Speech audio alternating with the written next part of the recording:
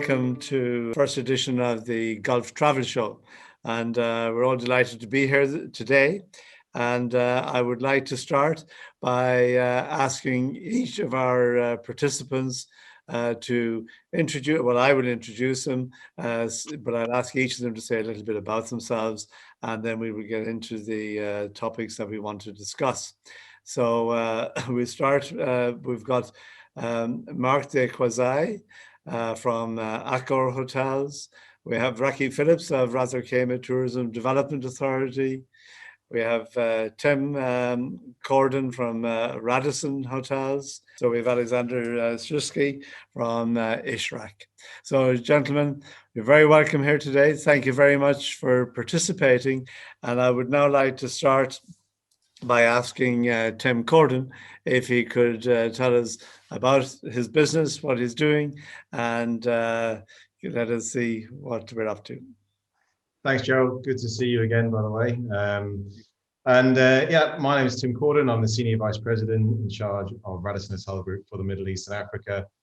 We have around 150 hotels in that region. And of course, this year continues to be a difficult one, hot on the heels of 2020. Someone said to me, 2021 looks like 2020 season 2.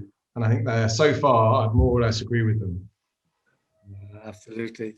Thank you, Tim. And Raki Phillips, could we have you next, please?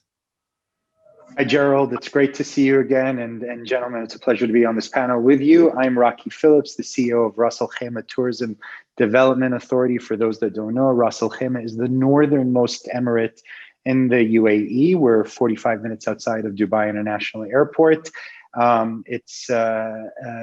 We have been open for business as much as possible over the past year and with the circumstances that have happened, and excited to see how we would be able to continue in this path as we look into a positive outlook in the future moving forward. Thank you. Thank you, Raki. And if we could ask Mark, please, to tell us about himself in Dakar. Thank you, Gerald. Great to be on this panel. I am working with Accor now for a couple of years after the acquisition of Mövenpick in the region. We are looking after 400 hotels here, which for us is Turkey, Middle East, Africa, and India. And very interestingly, this year I started off very positively in the UAE and also in some other markets like India and Turkey. But we are definitely looking at the light at the end of the tunnel, but it seems to be a longer tunnel than what we expected. And we hope it's not a train. Alexander, if you could tell us please a bit about yourself and Ishrak. Sure. Thank you for organizing this, and good morning, gentlemen. Pleasure to be part of the panel. Mohammed and Obeid Al Mula group of companies has a company called Era of Hospitality, who owns and operates 7 hotels under the franchise of Wyndham and IHG, and we have a quite aggressive plan to expand as such. And we have the master development agreement of the Holiday Inn Express brand in the region. So looking forward to this discussion. Indeed, thank you very much. Thanks, Alexander. Well, today the topic is not so much looking back, but actually looking forward and to see where we are going with our new era of hospitality. And I really am very interested to have your take and understand how you see it firsthand, how you see things moving, how you see where everything's going. And Raki, I'll start with you. And when we talk about new era of hospitality, and I say that the pandemic has turned the industry on its head, but I think Ras Al Khaimah was already beginning to turn the industry on its head in many ways, in many different ways, particularly for the industry here in the Middle East and in the UAE. So I'd love to hear from you, Raki, to talk about what are the initiatives, what are the changes that you're looking at, and what do you see has been driven by the circumstances of the last year? And also, what was there in any event, and how you see it in the future? Thanks, Gerald. I appreciate that intro. Yes, I mean, I think the one thing that we can be optimistic about is even when you look around this Zoom room, we're all people in the industry that have a significant amount of experience. I have lived through several crises as well as many others. I was in the US when 9/11 happened, SARS, the stock market crash in Dubai, and globally. Obviously nothing like this. And I think from all of them, what we do realize is the tourism industry is a resilient industry. The bounce back seems to be so much faster than some of the other industries. True, we are the worst hit industry globally. And when you look at the UAE alone, tourism and hospitality and hotels make up 12% of the country's GDP. And considering that we're an oil-rich country, that is a significant amount. And over 750,000 people are employed in the hospitality industry.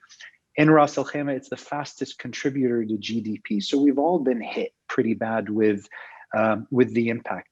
What I have seen is, though, the cautious optimism of things coming up. A lot of hotels, a lot of partners, a lot of industry experts have all come together to try to find solutions to work. I know when things went into lockdown, we met with all of the hotels that we have in Ras Al Khaimah to put the guidelines together to welcome guests safely.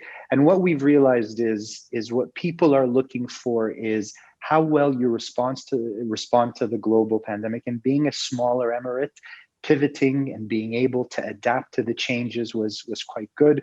We worked very closely with other government entities, and as a member of the World Travel and Tourism Council, WTTC, we effectively were able to put some global travel policies in place. But I think one thing that is important is for industries, and especially for hoteliers, not to panic, to be able to focus on driving a better customer experience, but also driving average rate in times like this. What happens in most crises in the past is panic takes place, average rates are dropped, and there's all kinds of issues, where what we're looking to do is to be able to assist in steering that to the customer experience. There is a limited demand coming into any destination. There's limited demand coming into a lot of the hotels. And what's important is to be able to offer something unique, a special package, a unique experience, something that makes them say, I'm happy, I'm safe, I want to come out and experience this. And I feel confident that in Ras Al Khaimah, we've been able to do this. Last year, we had our Shortcation campaign, which focused on the drive market. Right now, we have our Funderful campaign, which is because Ras Al Khaimah is both fun and wonderful. And we have some really unique offers in order to attract tourists. But as an emirate, we are focused on building the destination during this downtime so that when people do come back and travel properly, they realize that things have changed and things are improving. Thank you very much. I think it's a very interesting conundrum, really, that's developing out of this situation is that we hear about a lot of tourists and travelers who are now looking for very unique experiences, very tailor-made experiences. And yet at the same time, you know, what happens, the volume markets, people still want to travel. People still deserve to travel, I would say. And I think it gives us a nice move into Alexander to talk about, for example, in Holiday Inn, it's, you know, price does also motivate people. And we really do have to motivate travel again. It's not everybody, I'm sure, yes, there's plenty of pent-up demand, but let's see how it evolves. What do you think, Alexander? Just to clarify, it's Holiday Inn Express, Gerald. It's there's a difference. So regardless, yeah, indeed, I think we were quite resilient, or we were able to sustain profits in 2020 despite of the situation. And moving forward, that will not change. So especially with having a almost limited service to economy brand in our portfolio of hotels that we own, these are the ones that pretty much made sure that we kept healthy or stayed healthy. And moving forward in 2021 is the same. And of course, yeah, travelers, there's a big difference because currently between resorts, both on the beach or in the deserts, and city hotels. And I think the city hotels are currently, of course, the ones that are suffering the most, especially within the 4-star range. So if you are able to diversify the portfolio, and I think that's for the the gentlemen who operate the hotels here in the panel. If you have diverse portfolio of hotels ranging from 3 to 5 in different areas, one will uplift the loss of the other one, which is a good thing to have. But at the same time, it's going to be a situation and quite a challenge, isn't it, to think that people will continue to come in. How will the business market evolve and develop within your hotels? Where do you see the major differences there, where everybody says, well, now we've got Zoom, so you won't have to travel? You will travel at some stage, but you mightn't jump on a plane at the first opportunity. Do you see a downturn as far as that's concerned, or do you see different markets evolving and developing within the business area? You're asking to me, Gerald? Yeah, I'm sorry, Alexander. Yes. No problem. I think for now, still the global business travel as such will remain the biggest hit, and of course the events as well, but that the events bring in business travel as well. So the business travel where it hits the hardest, and that will remain. So I don't see any big global companies uplifting their travel as they used to be, not to Dubai, not to any Emirate or not in the GCC. So then it's about the GCC between each other. Yeah? So all the communications and the business between the GCC itself, if that gets an uplift, that might be compensating for a little bit of the global activities. But at this stage, we need to count on a very slow uplift gradually of the travel trade. Yeah, people coming on holidays. So that's what we're trying to count on. Fair enough. Thank you, Alexander. So I keep the two big boys to the end, because it's obviously quite a challenge now to, even for the market, to fully understand. For example, if I start with you, Mark, what does Accor mean? How many brands do you have at the moment within your organization? For us, Accor, we have a multitude of brands. We have 45 in the organization globally, and we operate here in the Middle East, 20 of them. And we are actually having a few entries into the Dubai and the UAE market later in the year with the addition of lifestyle brands. And one of the interesting factors with any crisis is that some of the trends that were prevailing before starting to actually form eventually develop and accelerate in their pace. And what we see now is that lifestyle is becoming mainstream. So we're coming up with additions into the market. SLS will be one of them. We're going to have a House of the Originals, Mama Shelter, etc. And they were all coming up this year. And that's going to be quite interesting, because you can see the interest from the owner's perspective. And of course, lifestyle is very much about being relevant into the community. We need to attract not only the international travelers, but also the people that want to go to the restaurant, enjoy being at the hotel, at the place, and socialize. And all of this, which I'm describing now, is very much against what the life of COVID is, right? It's interesting, but COVID will pass, and at some point, this will become even more relevant. And another trend that we are really looking at, which is this impact on the business travel. Leisure is sort of fine. We can see that leisure is rebounding very fast. What Raki mentioned in Ras Al Khaimah is definitely, something of interest, is that people want to travel and enjoy themselves. They are desperate for it. But when it comes to business, probably the anticipation on our side is that 10 to 15% of the business clientele will be gone completely. The one that we have known before will be gone, because there's going to be Zoom, there's going to be working from home, and that will have a significant impact. However, we definitely see an opportunity, on the other hand, with regards to combining leisure and business experiences. So there was the concept of leisure before, which we think is going to be extremely relevant. And another trend, which is very much starting to make sense now, and we're actually testing it with one of our concepts called Wojo, which is about co-working, and how can we utilize some of the spaces in our hotels that are not so relevant anymore. And I'm referring to meeting spaces, for instance. Why can we not convert some of these spaces where the clients of tomorrow will be people who need to connect again with their teams because they might not have seen their teams anymore as the offices are going to reduce in space, and they will want to have this meaningful moment together. And everybody agrees. I think there is a study which says that 85% of the people on the planet agree that meeting face to face is more valuable than just meeting over Zoom. And therefore, there will be an opportunity, and there will be more than a niche market, but a real opportunity for us hoteliers to actually convert of some of these spaces and become more flexible. That's fantastic. I'd like to come back to that later, if I may, because I think this whole work-live or live-work concept and how we can use hotel spaces differently will be really, really interesting. Tim, what it also interests me a lot is how do you now, with multiple brands, like for both of you, for many of you, how do you go to owners and say, look, we have all these different brands, we don't compete with each other, but hey, are you sure you don't? I mean, it must be a question you can ask. Sorry to put it to you, Tim, but I knew you'd have a big smile anyway. That's okay.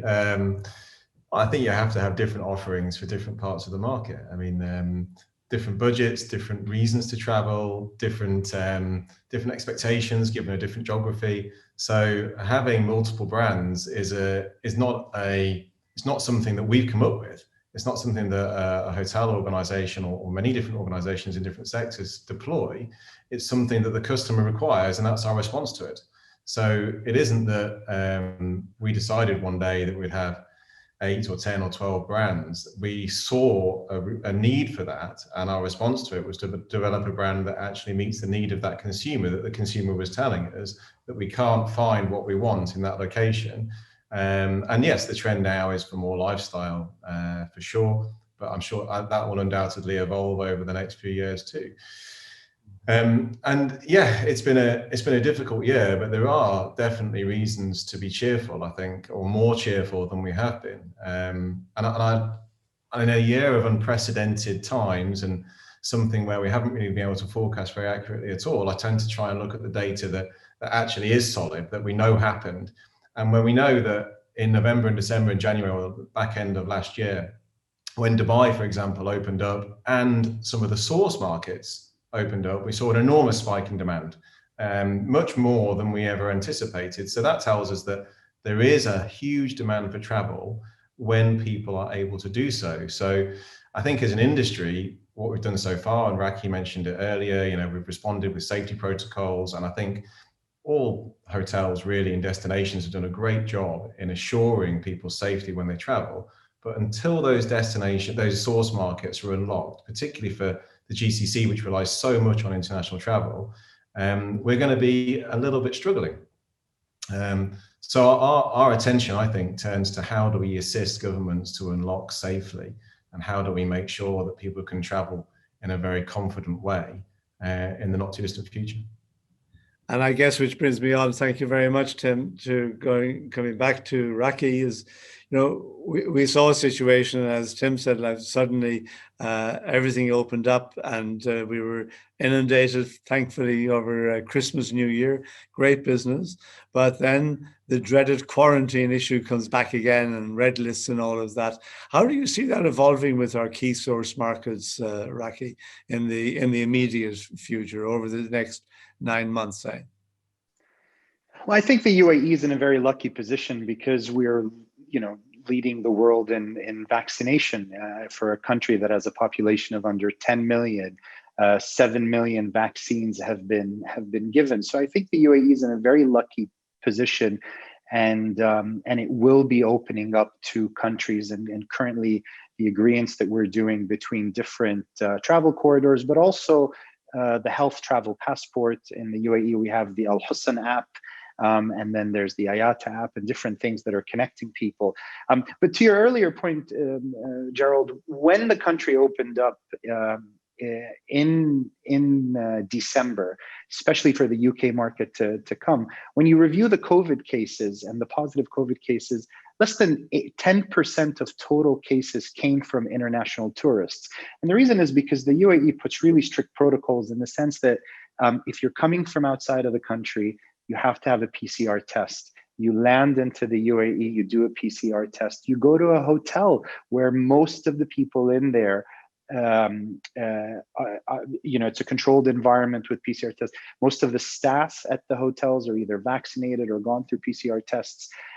Unfortunately, there was an increase in cases, but from a tourism perspective and for guests at hotels, it always ends up being, it's a lot more controlled. And I think there's a lot of safety protocol that's being put into place. I think now we just have to look at, as we open up into new countries and increase travel corridors and find ways where we can get charter flights and commercial airlines coming on in, we keep some of the protocols to ensure that safety continues to excel. I know in the UAE, there's several countries that are now that don't have the PCR requirement upon arrival, but there's a reason why that has happened, and that's because of multiple studies that have been put into place. You practice with a lot of people, but I think it's only going to open up. My issue is other countries that haven't had the opportunity that we have in the UAE. How do you connect with them? How do you get their passengers in? And the technology is improving. Just last week, I had a meeting with Abbott Labs that gives you PCR results in under 15 minutes. And this is the type of things that as we improve and more of the world gets vaccinated, I think it'll only help both in business travel and in leisure. Yes, and it's something we've been saying within the WTTC for many, many months now, right from the beginning, that we really need to have a reliable, rapid results testing regime put in place. And really, it's as important as vaccination. And I just received information from the WTTC the other day that the European Commission has unveiled a digital green certificate that would allow EU citizens who have been vaccinated, tested negative, or recovered from COVID-19 to travel more freely within the bloc, and that also certain countries that rely a lot on tourism could open up to non-EU. So I think it begins to literally open the door for us to be able to say, look how safe we are, and hopefully that this can be made. Can be Gerald, if I can just add, I mean, we're blessed to be in the UAE where vaccination's high, but only 4% of the world has been vaccinated. And in order for us to open up travel, we can't link it only to vaccination. Not every country has the opportunity to be able to vaccinate. We're seeing those issues in Europe. I think if the correct protocols are put into place, whether it's a travel passport, whether it's the PCR testing, the rapid testing, the antigen testing, those are ways that will allow the world to open up more and allow people to travel. We're hosting our first in-person conference this week in Ras Al Khaimah, the Arab Aviation Summit. And I think that's going to be a big part because getting people here and opening connectivity is going to be the fastest way to get tourists into our hotels. No, and exactly, and that's what the European Commission, this digital green certificate, maybe it's the way I read it out, but it's you've been vaccinated or tested or recovered. So it's not saying you have to be vaccinated in order to travel, but for that to work, the testing regime has to be pretty well instantaneous before you enter the plane, because as you can imagine, if you're moving around an airport and you have people who become infected while moving around, it's not great. But thanks for that. But I go on to Alexander. How do you feel within the UAE specifically? Do you feel that it's been unfair that, for example, with the UK market, we're back on the red list, despite the fact that I think we are a paragon of virtue when it comes to how things have been done here? I'd really love to have your take on that, Alexander. Who am I to say if it's fair or unfair for the government to allow or not allow travelers to come? I think they do their due diligence in order to make sure that everything is done to stop travel or allow travel. So I think it's moving forward and looking ahead into the summer and then seeing how we deal with the hotels itself and the portfolio to make sure we are not as surprised as we were last year. Especially then if you look at the cost basing changes as well in the hotels. We had the shock or the aftermath already of last year. I think the good thing is that some of the hotels, regardless of which markets are opening, are now hopefully more equipped with how to deal with cost management as well. And this is where Ishraq, as an operator as such, we own the hotel, so it's somehow a little bit more easier to centralize, cluster the operations in order to ensure to absorb the top line not coming in. So answering to your question, indeed, it's a tough one to answer if it's justified or not. I think from our side, we trust on the bilateral communication between governments as such to allow travel to come in or not. Okay, well, thanks for that. But if I could now move over to Tim and say, what are you looking for towards the summer? What are the initiatives? What are we going to do to make sure that we do get the business here? Are we going to rely totally on staycations? Is there a kind of an advantage for us there within the UAE, for example, within the region?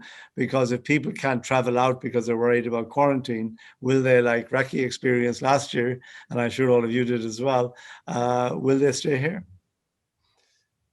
Possibly. I think one thing I've learned over the past 12 months is that any prediction I make about the future turns out to be wrong, because things change so quickly at the moment that we've all been playing a bit of a reactive game.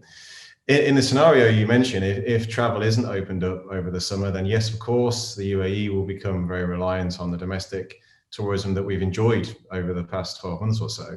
Having said that, if travel does open up, I can foresee a scenario where a lot of expats who haven't been home in over a year will take an extended break back to Europe or their home country to visit friends and family who they haven't seen for a long time. And that then removes that staycation business. But you hope that if they're able to travel out of the UAE or out of Dubai, then their external markets will be open to coming in. And the UK putting us on the red list there, that's more about, I think, the UK's sensitivity and the politics there than it is about the actions of the UAE, which have been very, very good indeed. So those sort of, let's say, travel politics are something that's incredibly difficult to predict, and sadly we have to live with for at least the foreseeable future. As I said earlier, and I think you'd agree, Gerald, a digital passport that says, either tested, vaccinated, previously had, exactly as you've just described, is a great solution there. And if we could get some kind of standardized digitization of that, then I think away we go. No, it is. And of course, IATA is working very hard on that as well. And I think there's a lot more cooperation, which in fairness, the WTTC have been very much in the lead on getting various organizations together. So, Mark, the question, of course, that we have to ask, and I'm going to ask all of you for your predictions, and I know that you want to be upbeat as well, and I agree we should be. But I'd like to know how you see the opportunities of Expo and the potential for Expo to drive the business the way we hope that it will, as far as that's concerned for the UAE. Yeah, thank you for asking. And the current development of the vaccination in all the key countries obviously brings a lot of question to mind with regards to the recovery. We all also hope, by the way, that at some point there's going to be some vaccination tourism. That could be a fantastic opportunity, which will coincide at some point with the Expo. And coming back to your question specifically for Dubai and maybe a little bit beyond, what we've been looking at from an Accor perspective was to really, bank or actually bet on the Expo, and in that sense, we actually developed a partnership with the French Pavilion, being a French company. So we are one of the main sponsors, and we actually want to promote very much the loyalty program that we have, Accor Live Limitless. And at the same time, we're also doing the catering of the pavilion. We will be, very much focusing on being present. There will be the La Nuit of Sofitel, which is one of these key events with a brand which is associated with a French touch and French chic. At the same time, we will be, supporting the various delegations, presidential delegation, and all of that being so present. So for us, it's one angle into which we are really investing time, efforts, and money to make sure that this will be a great opportunity for us, because we believe that it will coincide with the end of the COVID in the way that we know it today. And we really hope, and I think in this regard, we're very much aligned with the hope from the government institutions here. So that's one element. The second one is being very much in contact with the Expo team. We have secured various leads recently for our hotels to be able to actually contract for a lot of rooms during the Expo. So we're looking as well at the event and meeting space, being able to partner with the WTC. So we are extremely active commercially and from a contracting perspective to make sure our hotels benefit from it. And of course, I would say the southern part of Dubai will benefit more because it will be closer to the Expo, but also those that are linked to a metro or linked to the Sheikh Zayed roads, so that there is this accessibility. So that's also the element of focusing for us and making sure that our hotels here really can develop, in parallel with the way the Expo is going to produce the room nights that we want and that we hope for. And are you featuring all the various brands within Accor in that regard? Absolutely. Absolutely. And it's interesting. I was thinking before, there was a comment with regards to, the beach resorts and these hotels, the 5-star hotels benefiting more than the others because of the staycation. And interestingly for us, this trend has been very true. But at the same time, the economy hotels have benefited quite a lot from the current situation, offering actually a good value for people that will be working on a project that will actually extend their stay. And the IBs, for instance, and the Novotels have performed extremely well during the crisis in comparison to the market overall. Those where we have been struggling a bit more would be the premium brands, the hotels that would be in between 4 and 5-star premium without a beach access. These hotels will be somewhere in between. So the two extremes in this crisis tended to do better. And for the Expo, we will focus on all of them, and especially the premium, because we think that they have a fantastic offering for that specific market and the product. It's very interesting what you say about in the business hotels and the 3-star, etc. And I see Alexander nodding his head. I have met so many people in recent times, young people who come out for a week or so, or have only known the UAE from the point of view of coming on holiday, and I've come out on business and I said, wow, this is amazing. And so many people are actually extending their stays. Are you finding that, Alexander? Yeah, we had the same thing as well. So indeed, if you have a more diversified portfolio and you have 5-star and you have then economy, limited services, or mid-scale, especially with the apartment hotels, it's clear as well. There's people who stayed 4 or 5 nights in a 5-star or in a beach resort, and then pretty much say, look, let me extend the stay for 1 or 2 weeks, but I might go to a mid-scale or economy hotel just to make sure that my savings are not drained because of the extended stay, of course. So and they still appreciate those limited services and economy hotels. So absolutely, same like Mark mentioned.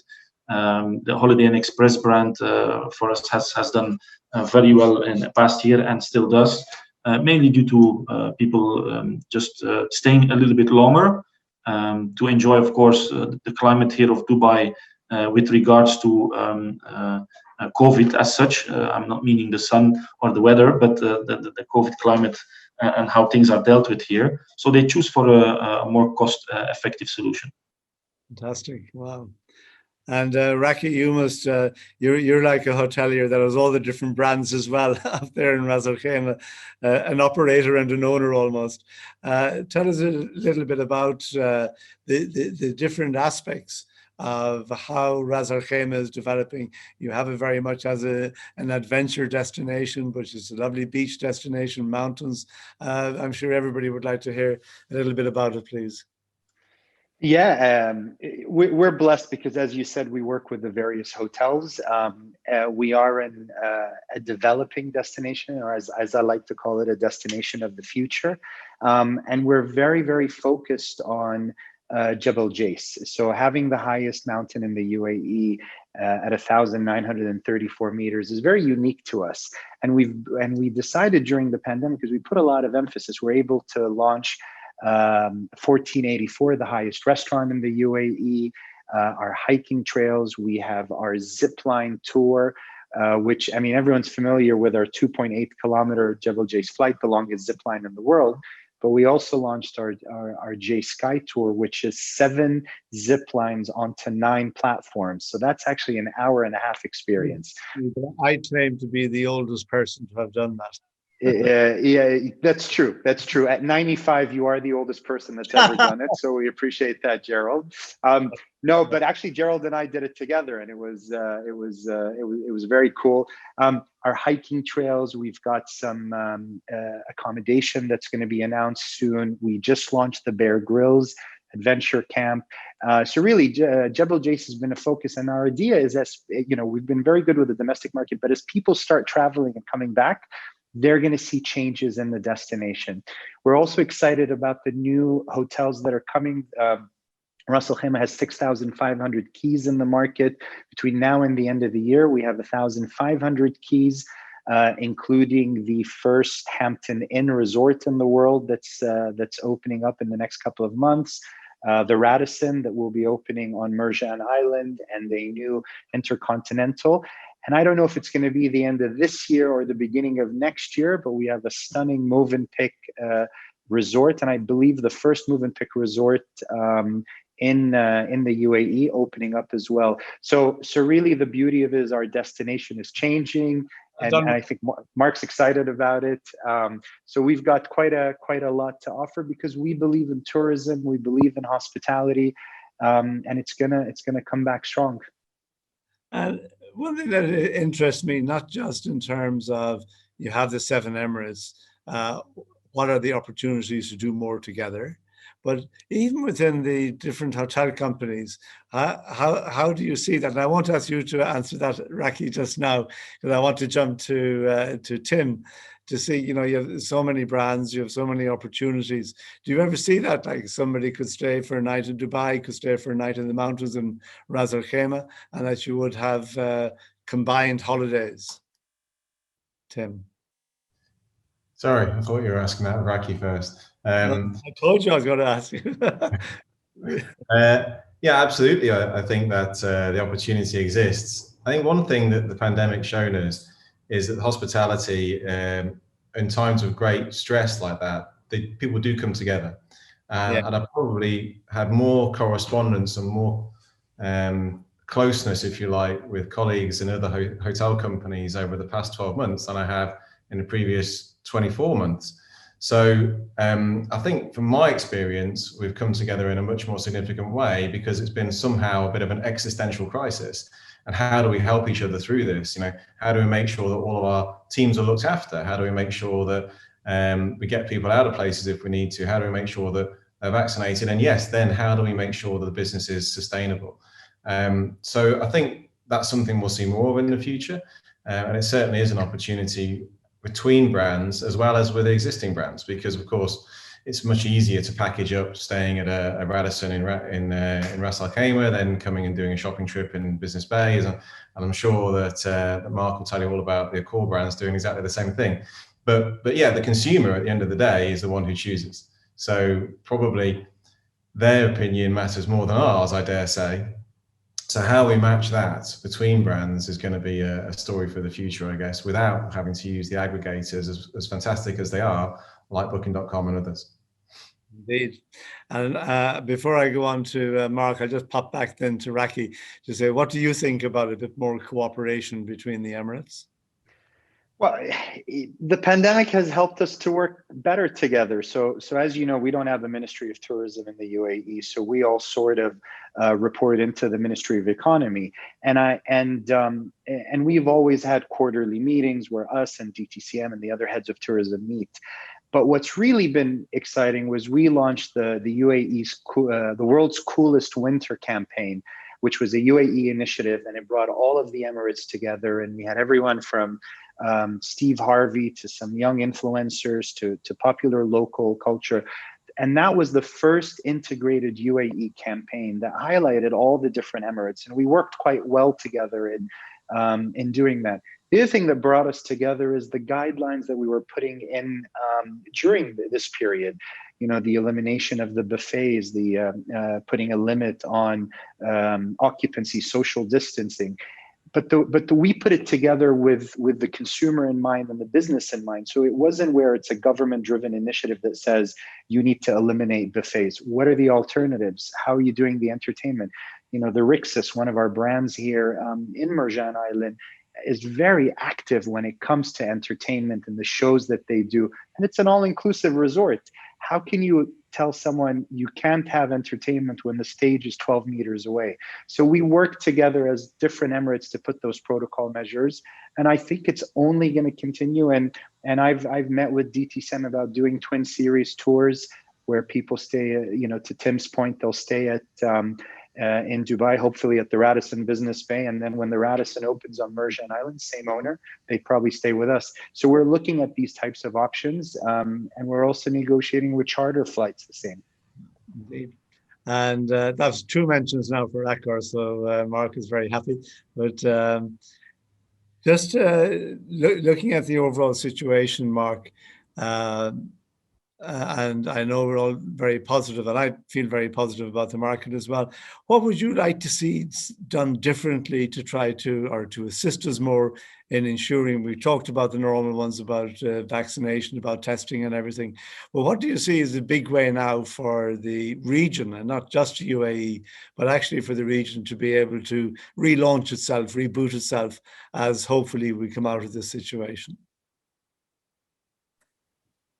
You know, it's really interesting to see how there is an acceleration of many trends into these markets, which are actually making the markets more mature. And some of the best practices that have been developed in other places, you know, can actually be implemented here. And that there is probably a need for some changes from a regulation point of view. And I'm thinking of one when it comes to, you know, our people, our employees. There is not enough flexibility probably today. And that would be really interesting, for instance, to get employees working at multiple properties, you know, the visa, which is very much linked to one employer, one specific legal entity, and sometimes that it can be also linked to a second one, would be very interesting to actually get it much more free. It would be very relevant for every country that we're operating in. And if we take the Emirates of Dubai, which has been typically a bit more at the forefront of the new evolutions, being able one day, because one hotel has to shut down, and unfortunately we had this experience with many of our hotels during the pandemic, and then taking many of the employees to actually work in a different hotel next door, that was not legally possible.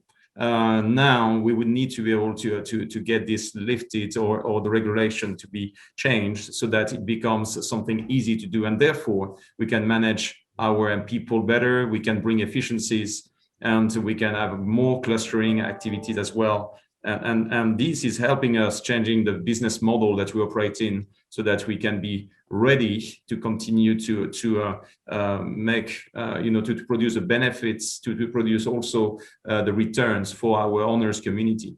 So this would be the type of thing that would help us if we look at managing the cost. The other big thing for us here in this part of the world is the religious market. We are very strong in Mecca and Medina. KSA has been a very, very good market when it comes to staycation everywhere except in Mecca and Medina. And for us, you know, we've been suffering immensely from it. So we're really hoping that in the months to come, and there is Ramadan around the corner, and then Hajj, that there will be the protocols and the options so that we can get a bigger clientele base, you know, with all the safety measures to be able to go and have the pilgrimage seasons actually working. So that's another big one, which is important for us. And in the GCC in general, we would want to see a bit more freedom when it comes to the travel, which has been the one big surprise for us. We are all expecting to see, the regional travel start first, and obviously it has been exactly the opposite, because at the moment we don't see any of that. So that would be the next big step for us when it comes to filling up our hotels. So what you're saying is like a sort of a Schengen type visa arrangement within the GCC?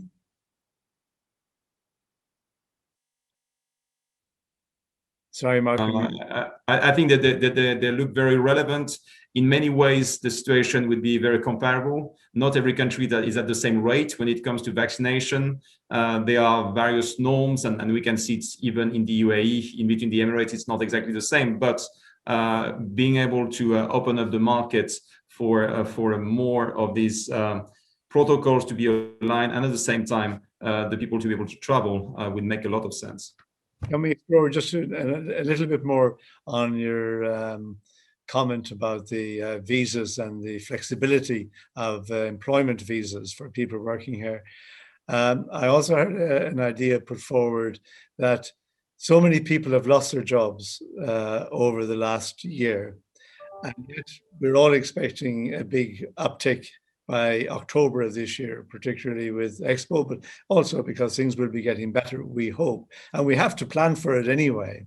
That if, for example, governments could say, well, anybody who lost their job in midterm or halfway or even 3/4 way through their visa, they can come back and reactivate that visa with the minimum of fuss, with the minimum of red tape and cost, and that they can work for different employers, even different employers to the original visa. Do you think something like that might work? If I've heard it before, I think it sounds to me it would be a great thing for the country to do, but it would also be very, very beneficial, not only for the employee, but we would then be bringing in people who have already been trained. They know the culture, they know how to work here and how to do things here. What do you think? Yeah, I mean, it's all about the experience. And of course, the service elements are so crucial to this experience. And it's true that all of us, we have trained and we have actually helped develop all these people that were coming from various countries in which they did not get that. And eventually coming here, they could actually develop themselves. And now we have seen many of them go back to their home country. And everything we could do, everything the governments could do to actually make it easier for them to come back, because at some point we will need them. And yes. Not just a pair of arms. And no, we will need brains. We need people who have the right attitude and who know how to deal with the customer expectations. So that will be so helpful, and probably that will be expected from our side. Otherwise, we will suffer, and we will have difficulties bringing back these markets to the positioning that it deserves in the international travel experience. And especially with what we would expect is a surge of employment during the summer period for Expo. You know, you're looking up to 30,000 people coming in to do it.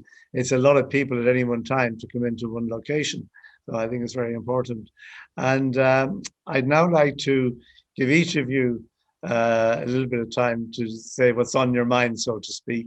And I think we'd like to start, put you on the spot, Alexander.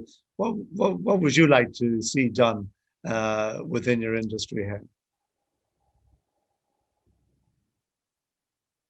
Sorry, you're muted.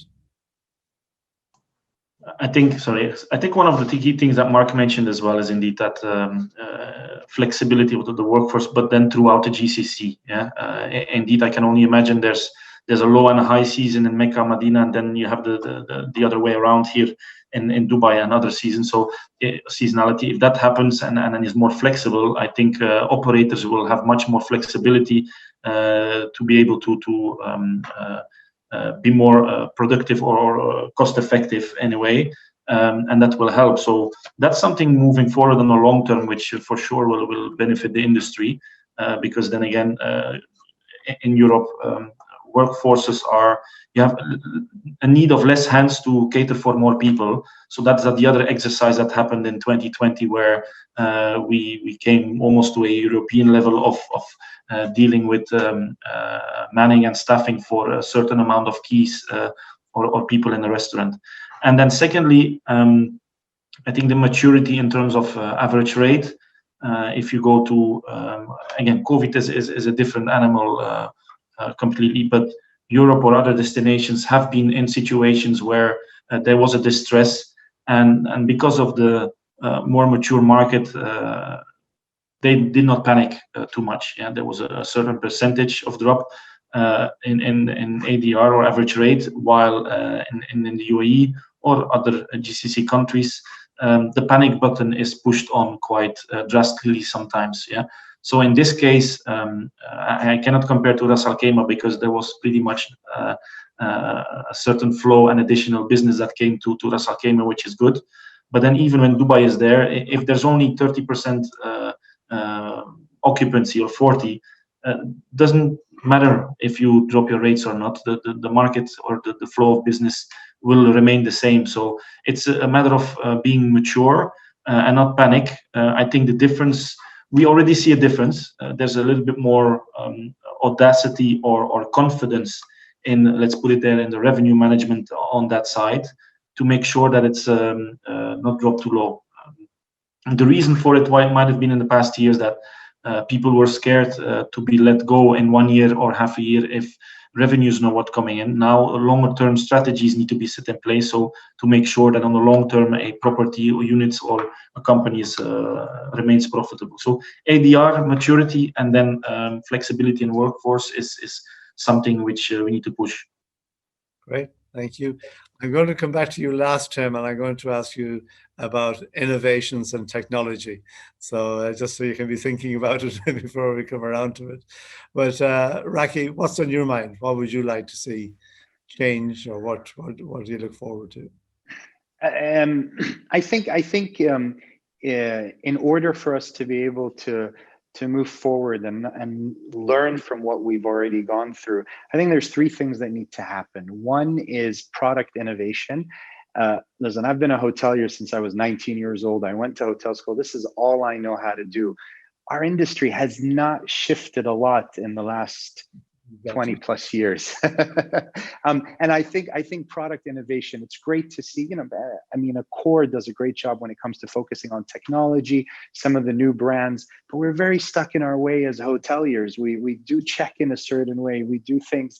A few years ago, I remember when Citizen M came to the market, it sort of revolutionized the way hotels are. And I think hoteliers are now really, really looking at that product innovation and offering it. The second thing I think is there's never been a better time to communicate with partners, whether it's government entities, whether it's competitive hotel companies or fellows. I think this is a great time that things have brought us together where we can innovate, we can talk. We've never been more accessible to each other. And I think that's really important. And I think the final thing is, we are trying to come out of it. We're still a long way away from being out there. We just have to be able to pivot. We just have to be able to be flexible and learn on how we can adapt as curveballs are throwing to us. I know for us in Ras Al Khaimah, we were ready with a German charter flight that was coming out of 8 cities in Germany. We're all excited about it. It was supposed to fly November 1st. Well, now we're almost April 1st, and we haven't been able to get a flight out of Germany into Ras Al Khaimah, but we're able to pivot and focus on other things. So to me, I think coming out of it, those are the three things that I think as an industry, we have to work very closely on. Fabulous. Thank you, Raki. And Mark, you're muted. Here we go. Yeah, it's really a good point, and to Raki's point with regard to flexibility, if we're looking longer terms of what is definitely changing in the way that the people are going to travel, probably there is this element of being able to work from anywhere in the world. I think the Dubai campaign with regards to come here to Dubai, enjoy everything that Dubai can offer, but at the same time you can work. I think it's a very interesting one. As I mentioned before, we're working with our brand Wojo on actually creating the opportunities in our hotels to do that. Probably there will be also a requirement from a regulation perspective when it comes to visas and when it comes to be able to work in certain spaces in hotels, which today is probably not there yet. So that could be useful. And I think it will be interesting on a fairly global perspective for the various Emirates here and countries here to actually take that in consideration. There is definitely a very, very good card to play. I really love the change of experiences that we can get here. Raki has not mentioned before, but I will. We have signed and we will develop together this great mountain experience on Jebel Jais with our brand Mantis. And I think it's fun, and everything that the desert, the mountain can provide on top of the beach and the sea is probably still in embryonic stage, and there is so much more that can be done, and it's probably more boutique-ish. It's probably more on a personal level when it comes to the experience, but I think it is something new for the market, and it will bring a lot of excitement, because then there are so many other things to do and to choose from when coming here. And I strongly believe that's really a way to go. And so yeah, for me, these will be some absolutely critical avenues for the development moving forwards in the midterm and the long term. Yes, and one of you mentioned pleasure earlier on, and I think it's so important is that even people coming out on their own business have discovered that Dubai for long term or UAE for long term is really a great place to be, especially in the winter, that they are bringing more and more of their family, their girlfriends, boyfriends and everything out here. So I do believe it'll continue to develop. One area, and any of you can take this one, you all talk about flexibility, and of course the customer is the part that really needs flexibility. And I was wondering that if the industry, so not just hotels, but the industry was to say that, look, everybody wants to book for the autumn, for example, say they want to come out, or even for the summer. But if suddenly your country turns things around and means that going back you need to go into quarantine, or brings up any kind of regulation that makes it difficult for you to actually go on that vacation or go on that visit after all, would you think it would be a good idea to be, and you probably are already, but to be a lot more flexible with refunds, and to use that whole idea that it would be a way to drive a destination where you know that without question you can actually cancel because of the exceptional circumstances that we are in and will be in for a few years? Anybody, any ideas? Yeah, Gerald, on that one, I think for us at the moment in the new norm, if we cannot provide the safety measures, the safety protocols on the one hand, and on the other, the flexibility when it comes to refunds, then we're not in the business of today. The long-term purchase where you cannot get refunded is no longer part of the way we do business today, and we need to have that absolutely in mind. If we don't, we're not in the market where it stands. Hopefully one day it's going to be over and it will be easier for the people to be sure that they can go and travel, but we're not there yet. What we might find as well, actually, is that having that kind of flexibility can encourage more travel one way or another. Tim, you're smiling. Oh, no, Mark said it very well, and I think all the big hotel brands have already adjusted their cancellation policies, as have most of the large airlines. Emirates is a great example, to be really very flexible and make allowances for what is, I guess, the new normal. That people do need to change their dates, cancel, rebook. So I think we're already there to a large extent, and yeah, the days of advanced purchase and so on are somewhat in the rearview mirror. And let's hope they're back one day, but not today. Very good.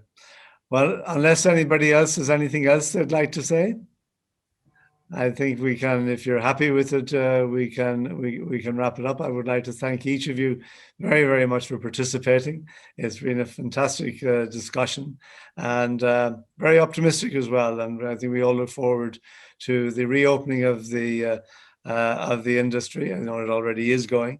Plus, I like to think as well that Expo 2020 opening on the 1st of October will be a celebration of humanity coming together in Dubai to celebrate the end of the pandemic, and that we can all enjoy it together.